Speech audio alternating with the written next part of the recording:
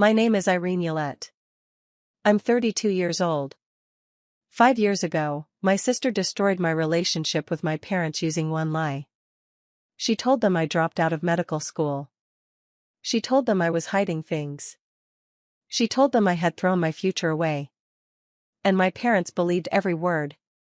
They blocked my number. They stopped answering my emails. They missed my graduation. They missed my wedding. For 5 years, I lived like I no longer existed to them. Then one night, my sister was rushed into my trauma bay bleeding to death. The hospital paged the chief trauma surgeon. Me.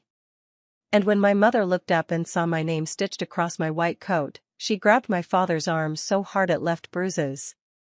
That was the moment the truth finally came crashing down. But to understand why that moment mattered so much, you need to go back to the last time my father ever looked proud of me. Hartford, Connecticut. Fall of 2019. Our kitchen table. Growing up, there were 2 daughters in the Yolette family. My sister Monica was the favorite. Everyone knew it. Monica was beautiful, loud, charming, funny. She could walk into any room and own it within minutes. Parents loved her. Teachers loved her. Neighbors loved her. And my parents built their entire world around her. Dad worked at a manufacturing plant. Mom did bookkeeping. They cared deeply about appearances. And Monica always looked perfect. I was the quiet daughter. The one with books in her lap. The one who sat in corners at family parties reading biology textbooks while Monica made everyone laugh. I wasn't rebellious. I wasn't difficult. I was just invisible. There's a difference between being ignored sometimes and growing up feeling like nobody ever truly sees you. That was my childhood. In 8th grade, I made it to the state science fair. Only one student from our school qualified. Me. That same weekend, Monica had a community theater performance. Guess where my parents went? When I came home with 2nd place, Dad barely looked up from the television. "That's nice, Irene," he said. He never even asked what my project was about. After a while, I stopped expecting him to ask. So I focused on grades. On AP classes. On scholarships. I told myself that one day I'd accomplish something so big they'd finally have to notice me. And for one small moment, they did. The day I got accepted into Oregon Health and Science University's medical program changed everything. Dad opened the letter at the kitchen table. He read it twice. Then he looked at me. Really looked at me. "Oregon Health and Science," he said slowly. "That's a real medical school." Then came 5 words I'd waited my entire life to hear. "Maybe you'll make something of yourself." It wasn't warm. It wasn't loving. But from my father, it felt enormous. Mom spent the entire evening calling relatives. "Irene got into medical school," she kept saying. I'd never heard pride in her voice when she talked about me before. At dinner, I glanced at Monica. She smiled. But her eyes didn't. At the time, I ignored it. Now I know that was the exact moment she realized the spotlight was moving away from her. And Monica could never survive that. After I moved to Oregon, she started calling constantly. She asked about my professors. My classes. My roommates. My schedule. She remembered every detail. I thought she finally cared about me. I thought maybe becoming a medical student had finally made me worthy of being her sister. I was wrong. I was feeding her information. Every weakness. Every fear. Every vulnerable moment. And she stored all of it away. 3rd year of medical school was when my life cracked open. My best friend Sarah Mitchell was diagnosed with stage 4 pancreatic cancer. Sarah grew up in foster care. She had nobody. No parents. No siblings. No safety net. Just me. She had carried me through 1st year when I nearly collapsed from stress. When my parents ignored my calls because Monica was having a rough week, Sarah was the person who sat beside me on the floor and told me to keep going. So when she got sick, I couldn't walk away. I went to the dean. I explained everything. The school approved a formal leave of absence. 1 semester. Everything documented. Everything legal. I planned to return in January. I moved into Sarah's apartment. I drove her to chemotherapy. I held her hand at 3 in the morning when the pain became unbearable. One night, exhausted and emotional, I made the mistake of calling Monica. I told her everything. Sarah's diagnosis. The leave of absence. The plan to return. Monica sounded supportive. "Oh my God, Irene," she whispered. "I'm so sorry." "Don't worry. I won't tell Mom and Dad. They'll just panic." 3 days later, my entire life exploded. Dad called me at 11 p.m. I was sitting beside Sarah's hospital bed when my phone rang. "Your sister told us everything," he said coldly. My stomach dropped. "What are you talking about?" "The dropping out. The lies. The boyfriend." I stood so fast my chair slammed into the wall. "Dad, that's not true. Monica showed us proof." "What proof?" "She said you'd deny it." My mother got on the phone crying. "How could you hide this from us, Irene?" "I didn't hide anything. I filed a leave of absence. I can send paperwork. I can give you the dean's number." Dad's voice hardened. "Don't call this house again until you're ready to tell the truth." Then he hung up. 4 minutes. That's how long it took my family to erase me. 20 minutes later, Monica texted me. "I'm sorry, Irene. I had to tell them." She even added a broken heart emoji. I stared at that message until my vision blurred. Then Sarah's phone machine beeped, dragging me back into reality. My friend was dying. And somehow my sister had turned me into the villain. I tried to fix it. God, I tried. I called 14 times in 5 days. My father blocked my number. Then my mother blocked me too. I sent emails. I attached my leave paperwork. I included my dean's phone number. No response. I mailed a handwritten letter. 5 days later it came back unopened. I recognized my mother's handwriting on the envelope. I called my Aunt Ruth. She was the only person in my family who ever treated me fairly. Ruth tried talking to Dad. He hung up on her. That was when I finally understood something. This wasn't just about Monica's lie. This was about years of conditioning. My parents always believed Monica first. Always. They didn't investigate because deep down they were already prepared to think the worst of me. Monica simply handed them permission. On the 6th day, I stopped calling. Not because I stopped caring. Because I realized nobody was listening. Sarah died in December. Quietly. Peacefully. I was holding her hand when the monitor flattened. No family surrounded her. No loved ones filled the room. Just me.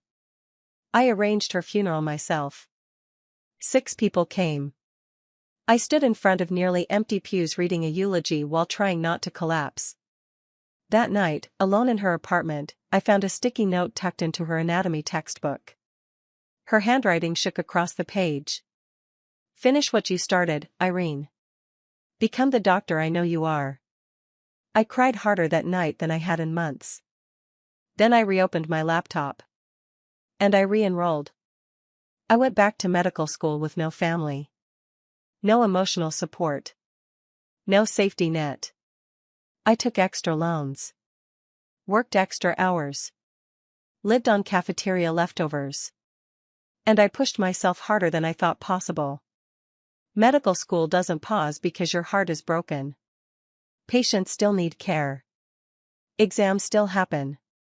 Rotations still start at dawn. So I stopped waiting for someone to rescue me. I became relentless. I graduated on time. Nobody from Hartford came. Then I matched into a surgical residency at Mercy Crest Medical Center in Connecticut. A massive trauma hospital. One of the busiest in the state. That's where I met Dr. Margaret Thornton. Maggie. She became my mentor. The closest thing I had to a mother. She was sharp, demanding, terrifying, and fiercely protective of her residents. One night after a brutal surgery, she found me crying quietly in a supply closet.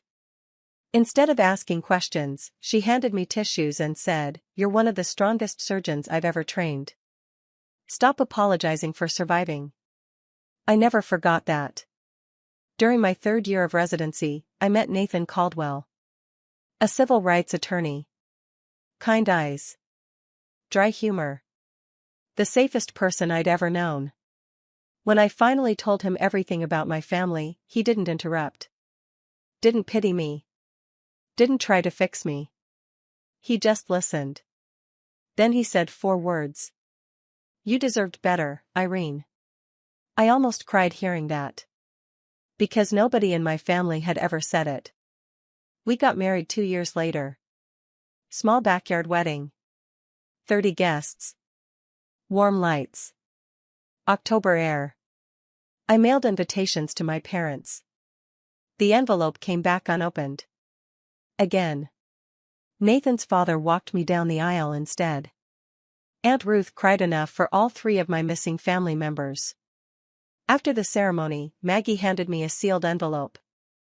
"Award nomination," she said. "You'll understand later." I tucked it away and moved on with my life. 5 years passed. I became chief of trauma surgery at Mercy Crest. I built a home. A marriage. A life that belonged entirely to me. But even when you heal, some wounds leave ghosts. Every Thanksgiving, I still noticed the empty seats. Every Christmas, I still wondered if my parents ever thought about me. Aunt Ruth stayed in contact. She gave me small updates. Monica got divorced. Mom and Dad were healthy. Nobody ever reached out. Then one week before everything changed, Ruth called sounding nervous.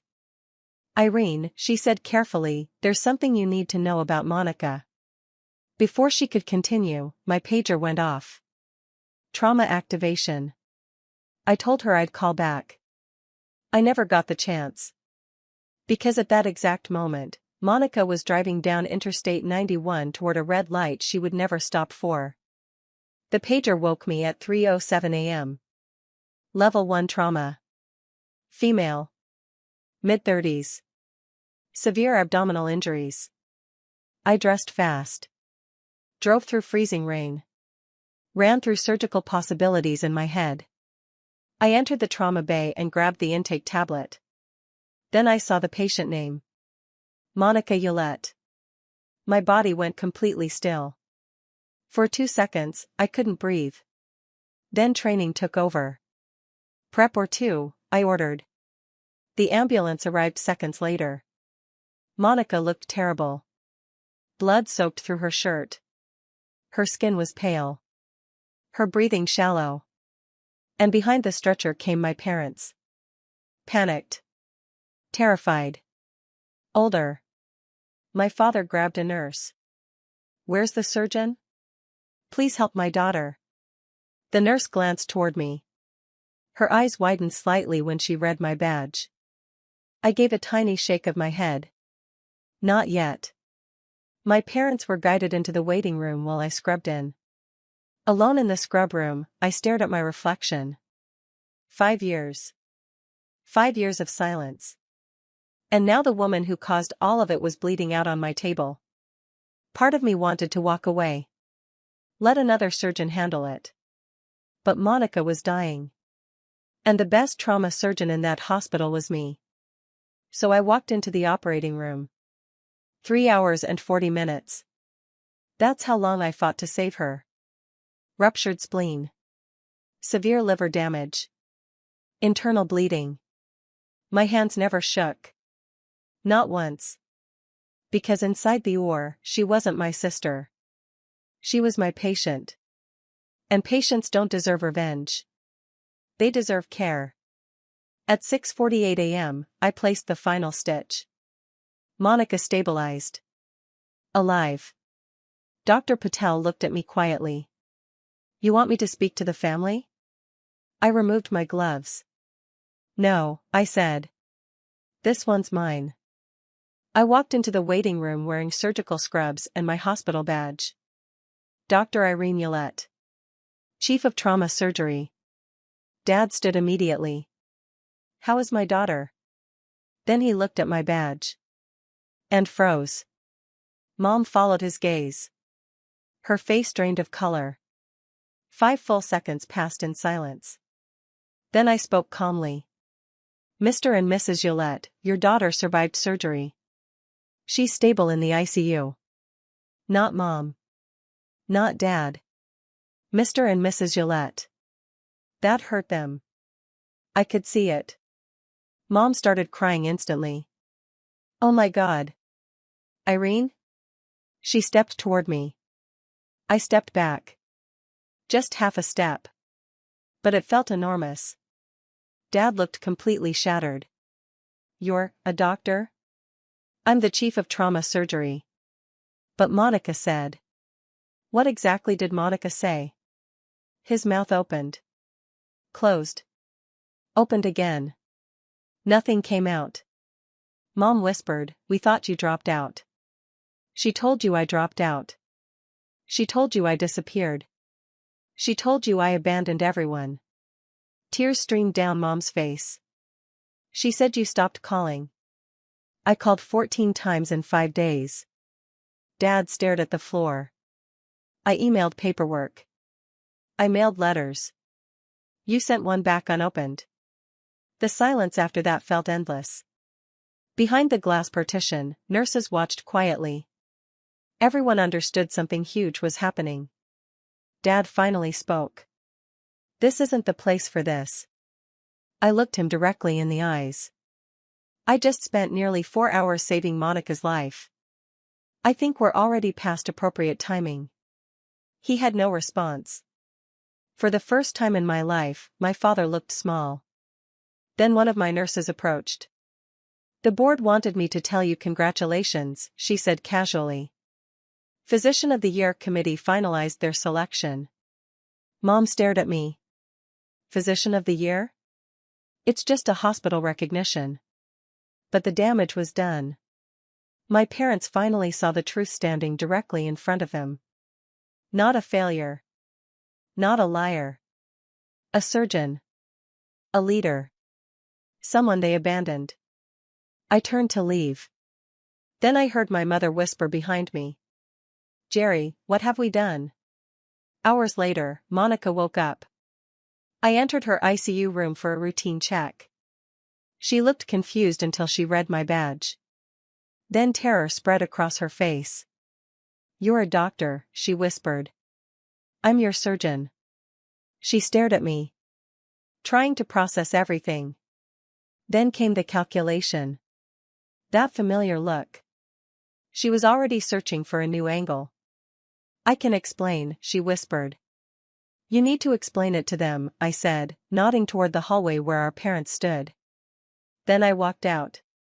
What happened next spread through the ICU within an hour. Monica cried. Played the victim. Claimed she was trying to protect everyone. But Dad finally started asking questions. Real questions. And once the truth started cracking open, everything collapsed fast. Then Aunt Ruth arrived.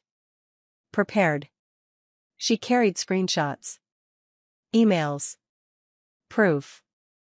Every document I had sent over the years. She showed my parents the leave paperwork. My residency graduation photo. My old emails begging them to listen. Then she read one of Monica's text messages aloud. Don't tell Mom and Dad about Irene's residency. They're finally at peace. The room went silent. Mom sat there reading my emails one after another. At one point she covered her mouth and started shaking. Dad turned toward the window. Ruth later told me it was the first time she'd ever seen him cry. Not at funerals. Not during financial disasters. Never. But he cried that day. Because the truth finally cornered him.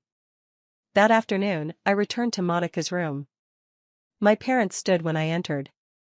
Mom looked completely broken. Irene, I'm so sorry.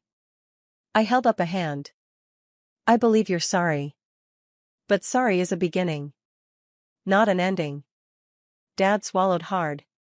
We want to fix this. You need to understand something first, I said quietly. I'm not the same girl you abandoned 5 years ago. I built a life without you. If you want to be part of it now, it happens on my terms. Dad nodded slowly. Not arguing. Not defending himself. Just listening. That alone felt unreal. I looked at Monica. When you recover, we're going to have a real conversation. 2 weeks later, we met at a coffee shop. Neutral ground. Nathan sat nearby reading legal documents. Monica looked exhausted. Smaller somehow. For the first time in her life, she looked unsure of herself. I didn't waste time. Why? She stared into her coffee. Then finally answered. Because you were becoming everything I wasn't. I sat quietly. That's the first honest thing you've said in years.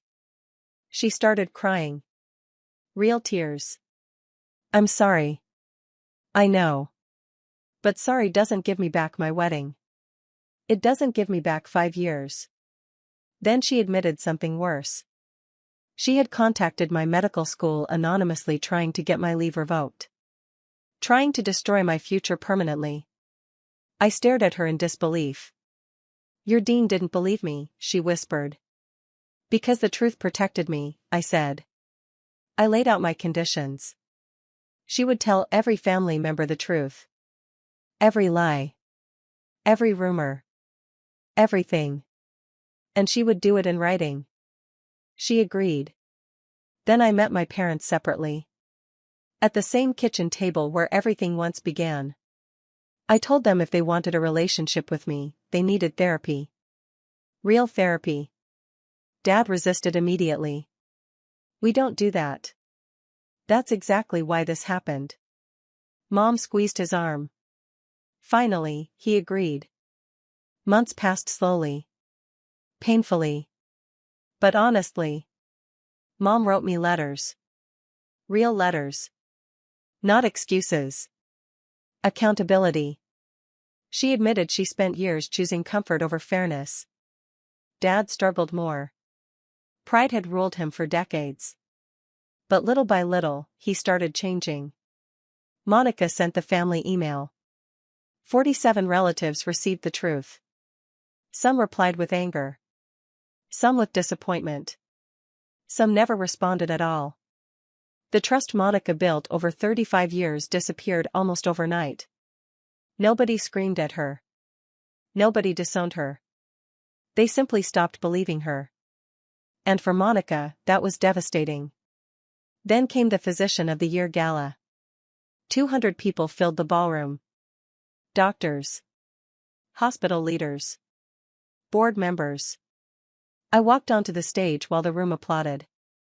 And near the back sat my parents. Together. Watching me. Dad looked emotional. Mom already crying.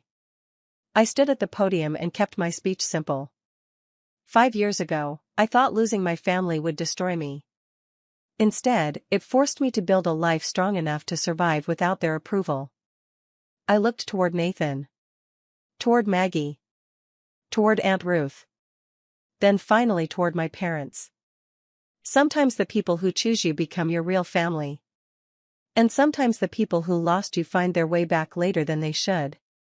Mom covered her mouth. Dad stood during the applause. After the gala, he approached Nathan near the coat check. I should have walked her down the aisle, Dad said quietly. Nathan nodded. Yes. You should have. Dad's eyes filled instantly. But Nathan still shook his hand. That mattered. Healing didn't happen overnight. It still hasn't. Some wounds never fully disappear. But they stop bleeding eventually. Now my parents come over on Sunday mornings sometimes. Awkward at first. Careful. Gentle. Like everyone's learning a new language. One snowy morning, they arrived while Nathan and I were making breakfast. Dad stood in my kitchen looking uncertain. Then he asked quietly, "Can I help with anything?" That question nearly broke me. My father had never asked how to help before. Not once in my entire childhood. I handed him plates. "You can set the table." He counted carefully. 1, 2, 3, 4. Then he paused. Looked at me. 4? 4, I said. He nodded slowly and set the last plate down gently. Like something precious. Mom hugged me by the stove. Not dramatically. Not like a movie. Just quietly. Holding on. Outside, snow fell softly. Nathan poured coffee. Hippo waited for crumbs under the table. And for the first time in years, my family sat together in my house. Not perfect. Not healed completely. But real. That matters more. I didn't get revenge on my sister. I didn't need revenge. I became someone strong enough not to need it. And somehow, that hurt her more than revenge ever could. The truth eventually found all of us. Not through screaming. Not through punishment. But through reality. Through the life I built while they weren't watching. My name is Dr. Irene Yolette. I'm 32 years old. And after years of being treated like I didn't belong anywhere, I'm finally learning how to let myself belong again. One plate. One conversation. One Sunday morning at a time. 4 plates. It's a start. If this story moved you, don't forget to like the video and subscribe to the channel for more real-life stories like this. And tell me in the comments, what would you have done in my place?